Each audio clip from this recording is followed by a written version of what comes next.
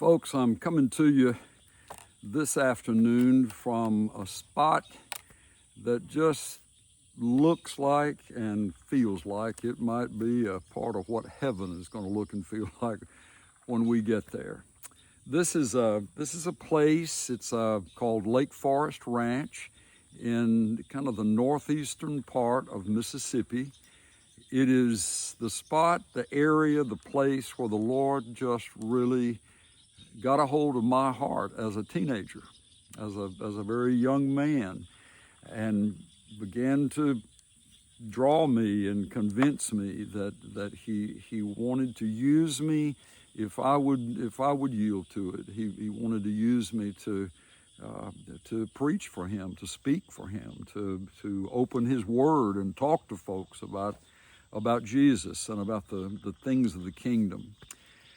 This is an amazing spot. It's in the middle of about 50,000 acres of incredible tall pine trees. It's owned by a lumber company, but this area within the 50,000 acres has been designated specifically for a Christian camp called the Lake Forest Ranch. It's been in operation for 75 years, if you can believe that. And my mother and father, before they were married, while they were still in high school, were among the first students from the Central High School in Jackson, Mississippi, to get in caravans of cars in those days and drive up here. It would have been probably a 3-hour drive at that point in time on the roads, but how the Lord has used this place over the years to just launch hot-hearted,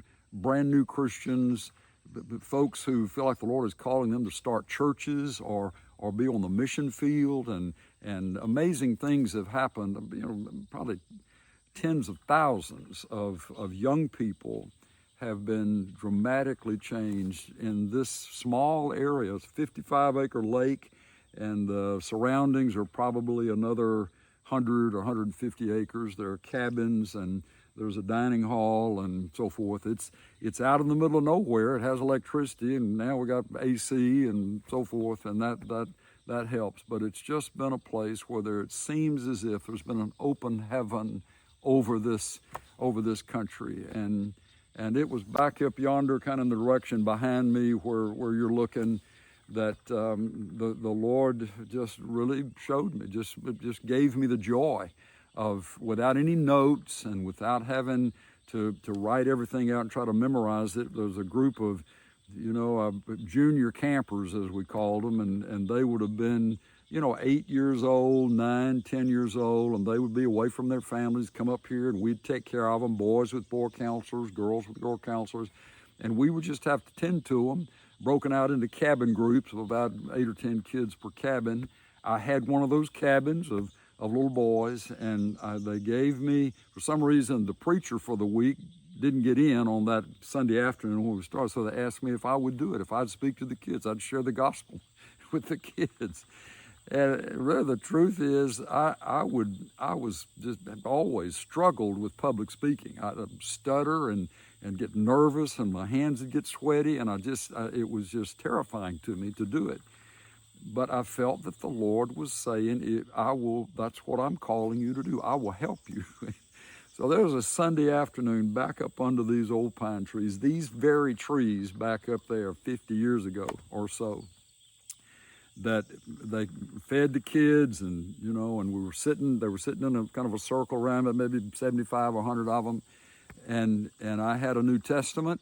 I didn't have any notes, but I went to John 3:16 or one of the gospel passages, and I began to read it. And as I began to read it, I felt confidence rising up in my heart that this is truth, that the Lord is here, that the Lord is doing something.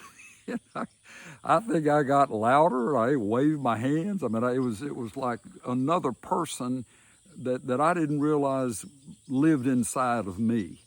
And I ask at the end of that time, if any of you are ready to invite Jesus into your heart, I want you to pray with me, and then I want you to raise your hand as a proof that you did that. You asked Jesus into your heart. And I led them through a prayer, and I'm telling you, there were, I don't know, several that raised their hands saying, I want Jesus in my heart. That lit something in my spirit that I've never been able to get over. To this day, I go back to what happened, what the Lord showed me under those trees, right back in the direction that you're looking. I wanted you to see that and know that. Despise not the day of small beginnings. The Lord starts something that can grow into something larger than we could ever imagine if we'll obey Him in the small steps. Amen.